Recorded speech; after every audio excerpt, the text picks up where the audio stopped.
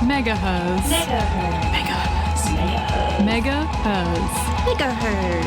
You're listening to Megaherzzz on 4ZZZ. You're tuned in to Megaherzzz on 4ZZZ 102.1 FM. You are joined by Sisi. My pronouns are she, her, and I'm in the studio with... I'm Sarah, and my pronouns are they, them. We would like to acknowledge at Megaherzzz and at 4ZZZ the Yagara and Turrbal peoples as the sovereign owners of the unceded land on which we live and broadcast. We pay our respects to elders past, present and future of the Yagara, Turrbal, Yagarapool and Quandamooka nations, and we stand in solidarity with all First Nations people in the fight for justice.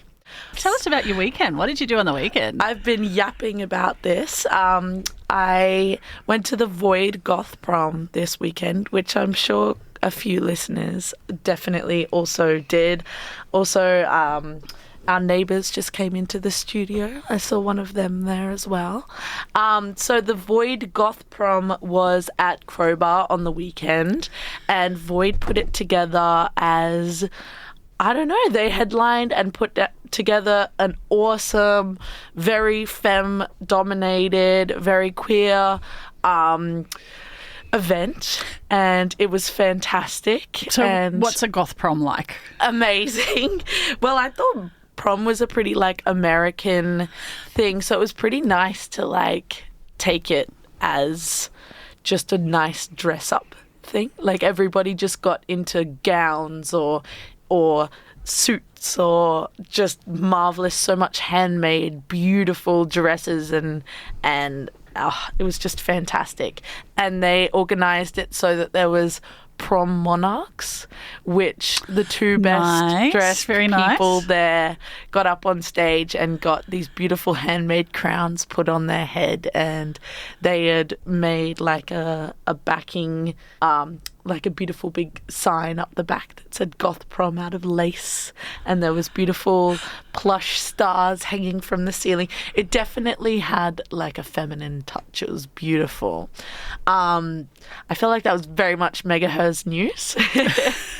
And the lineup was Dirty Linen, which are an incredible local band who are killing it. They're doing heaps, except I haven't been able to find any of their music on the Z universe. Dirty Linen, if you are out there, please send us some music.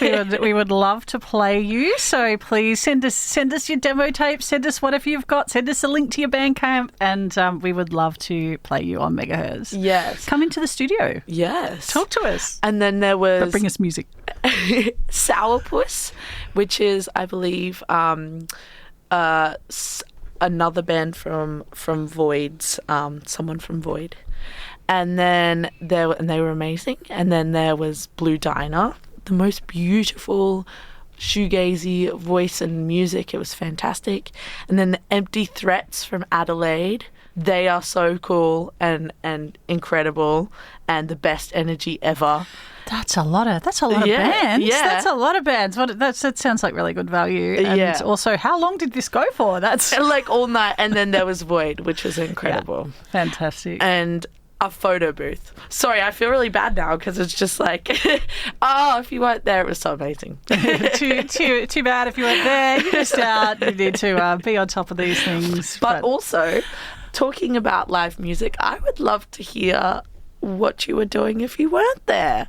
What were you doing this weekend? Did you see any amazing femme-fronted bands, dear listener? And coming up, we're gonna have a little bit of a talk about what's coming up in the world of gigs in Brisbane for femme-fronted bands. So if you've heading along to a gig in the next week or two, let us know, and we would love to share the live music, local live music love. So that's coming up. We are about to commence our men's violence register segment. This is a commitment we've made on the show to document all murders of women in Australia. Of course, this is extremely heavy content, and if you need to practice self-care, please tune out for the next 5 minutes. 3 women have died. So, yes, it'll be about a 5-minute segment. Okay. Leanne Ackroyd was a single mum. She was 47 years old and she was murdered by a man known to her. There's not a lot of information about the woman that Leanne Ackroyd was. But this was posted on June 15th. She was found on Irwin Street, Warrington, New South Wales, and a man known to Leanne is charged with her murder. We get all of our information from Sherele Moody's Femicide Watch. She is an independent journalist and is doing all this work on her own. So thank you to Sherele. And according to Sherele's reports, we have also seen the death of 58-year-old Angela Gould from Kalula Cove in Queensland. No one has yet been charged with her murder. She was treated at the scene, but she did die from her injuries. And there is a man in his 50s who is assisting police with their inquiries. And we don't know very much about Angela either. But we do know a little bit about another woman who was killed. Her name was Julia Nera. She came to Australia from Chile some years ago. She was known in her neighbourhood as an amazing human who would give whatever she had to those in crisis. She was the softest, gentlest, kindest little lady, her friend told me. She was injured at Noble Park, Victoria, sometime between June 7 and June 16. She died in hospital on June 20 with injuries from an assault. A male known to her was interviewed by police and released pending further investigations. And something that Sherele wrote was really stuck out because he had abused women for all of his adult life and has always got away with it under the guise of being a good bloke, which is this is a common narrative within media, and part of what I believe is has been the inspiration, for want of a better word, for Sherele Moody to do this work is that the media representation of people, whether they be alleged offenders of violence or charged. People convicted of violence, there is very much a narrative of the good bloke, and the truth is that that abusers and perpetrators of violence, people who use violence, they can be good blokes or good people. They can be, in other areas of their lives, they can be just regular people of the community. They're not caricature comic book villains that are, hiding around the corner waiting to abuse people. And if they were, then this would all be really, really easy. And but because people are complex and are a balance of things, but because they do have some good qualities, they tend to those elements tend to be highlighted about them rather than the good qualities of the victims that they have taken away from us. And we keep throwing our hands up going, but he was such a good bloke. How could we have known he was such a good bloke? And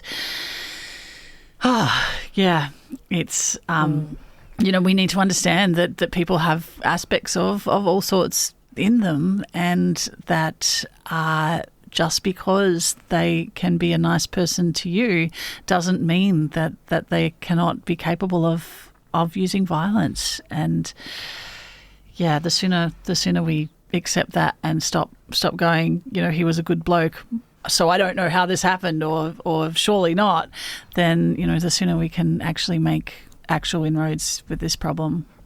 Yeah, honestly, I don't give a fuck if you're a good bloke. If you are somebody who is a perpetrator of violence, you need help.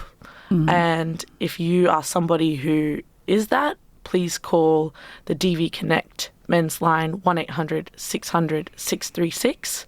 You know, this change must happen, and 137 women killed in Australia. That is because a lack of education, a lack of adequate needs to, you know, people need help, and people need to, if they are a perpetrator of violence, they need to sort it and call absolutely. somebody. And I want to clarify my thoughts on that. There is not that yes, absolutely, you can be all sorts of things, but once you are affecting somebody, once you are committing violence, once you are hurting somebody or somebody's, then you lose that right to the good bloke title. You lose the right to be, you know, talked about in that way. So yeah, it's forfeit. But yeah, so what? You're complex. That's fine. But yes. Absolutely. Yeah. Sarah. Well, you're listening to Megaherzzz, and we've been talking about gigs and things that have been happening, and I was going to announce this is ADHD in action for you here live on the radio. I was going to tell you about the upcoming Queens of the Pitt zine launch that happened on the last weekend, not the next weekend. So I will not be going to the Queens of the Pit zine launch, but I will see if I can. That happened yesterday. That I will, but I'm going to get myself see if I can get my hands on a copy of the zine because I love a good zine. So you know, and it was such an awesome lineup as well at the with Whoroboros and Viper Snatch were playing and.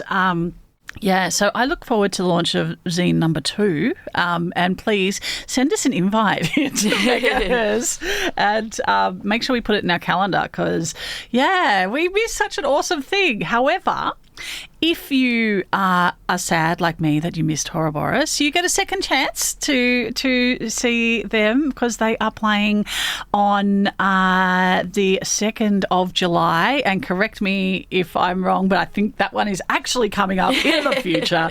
And that is at Greaser, and they are supported by 20th Century Boy and Lavender Threat. So does that mean that's on the 2nd of July? That is a Wednesday gig in Brisbane. Wednesday? What? It Yes. says July 2nd on the little poster thing I have here. So Well, that's fantastic, and I'd love to see it. And according to the post on the Air Insta, that is also a free gig. Yay! Free entry. So a free Wednesday gig. How good is that? Well, we better see you there. So at Greaser. So yeah, go support that one and ask them for a copy. You can buy a copy of the zine there because is that one a zine launch? It is not a zine launch. No, it's a completely separate. It's a completely separate thing. But I'm hoping that Whoroboros have some copies there for me who missed out. So you heard it last on Megaherzzz. Paradigm Shifts podcast is available online and via your favourite podcasting app, challenging the assumptions of our current society to investigate alternative ways of living for a world based on justice, solidarity and sustainability. Tune in to the Paradigm Shift podcast. Just search The Paradigm Shift for ZZZ. We were talking in the studio before and deliberating on whether it was our place to talk about this. But what we decided was that it is important to stay educated and try to educate even on a very foundational level. So we are going to talk about the strikes in Iran. And we believe that this is important because world news is feminist news. It's pretty important. Yeah. Look, yeah. And you know, people are dying here, so it is very, very important that we understand it, and we will put the caveat on here that we are processing this ourselves, and we are trying to get information and trying to understand. We are not experts on the situation, so please, you know. And yeah, what I was going to stress at the end, but what I'll stress now after that is that we urge you to stay educated because that's important at the moment. We are witnessing history, and we have been for the last 2 years and everywhere. But ensure that you are consuming ethical, well-sourced news. You know where to find it. But check the sources. Yeah, absolutely. Check the sources for sure. So for this, I thought that it was important to have an understanding, because I know that hopefully you guys are reading, but if not, the Bulletin of the Atomic Scientists is where I'm getting this timeline from, and I thought that was important because it's really confusing when we're talking about nuclear bombs and understanding about why all of this is going on. So September of 2015, after moderate Hassan Rouhani was elected president of Iran in 2013, the country began negotiations with the United States and other countries on a plan to ensure it could not develop a nuclear weapon within a year of any decision to do so. The Joint Comprehensive Plan of Action, colloquially known as the Iran Deal, called for greater international monitoring of Iranian nuclear facilities, an Iranian pledge to not develop weapons-grade nuclear material, and sanctions relief for Iran's economy. Israel denounced the deal as legitimizing the Iranian nuclear program. Israeli Prime Minister Benjamin Netanyahu argued that Iran would either violate the agreement or wait until its provisions ended in 10 to 15 years. And the irony here is that, we just looked it up, Israel has up to 90 warheads. Yeah, and the facilities to make, like, the resources to make at least another 200. So this is what, we could maybe stop this all at the start and go, okay, rather than saying, hey, people, you need to declare your intent to make nuclear weapons a year in advance. Why? Firstly, how can anybody who already has nuclear weapons be the person to dictate that, or the country to dictate that? Yeah. And how are having any number of nuclear weapons legal? That makes zero sense. Why do we just not talk about disarming the ones that we have and getting rid of the ones that we have? Why are we talking about allowing anyone to make more? And anyone who has them should not be the people making those decisions. And this is the absolute crazy part about it, is that we are being like, this is why we need to think critically when we're looking at the news cycle, because the Western media is going, oh, that's terrifying that Iran is having the means to build nuclear weapons, when Israel, who has a past of committing a genocide, is already has 90 of them. Yeah. But the context for this incident is that Trump withdrew from that deal in his first term in 2018. I feel a little bit like we've got a schoolyard bully who is hitting, making somebody punch themselves with their own fist and going, stop hitting yourself, stop hitting yourself. Because how can somebody with 90 nuclear weapons have a preemptive strike on a country who may or may not build weapons in a year and call it self-defense? And that's also, and I quote from Trump, when the strikes were launched on the nuclear facilities, Trump said, Iran, the bully of the Middle East, must now make peace. If they do not, future attacks will be far greater and a lot easier. The ABC reported on the 27th of July that at least 627 people have been killed in Iran and 28 in Israel, according to authorities in each country. We're running out of time, but I think that it's important that we must keep our eyes on violent colonizers and, keep our eyes on all, there's many, many victims here, and there are some pretty clear perpetrators, and it's important that we stay educated, have empathy, and care about these things. And And yes, and before anybody accuses us of taking sides, let's have no nuclear weapons, no weapons from anyone. Let's have that nice and equal for everyone and just have no one have them. So, yeah. Please read the news. You've been listening to Megaherzz's 102.1 FM with Sisi and Sarah. Bye-bye. Isn't that what feminism is about?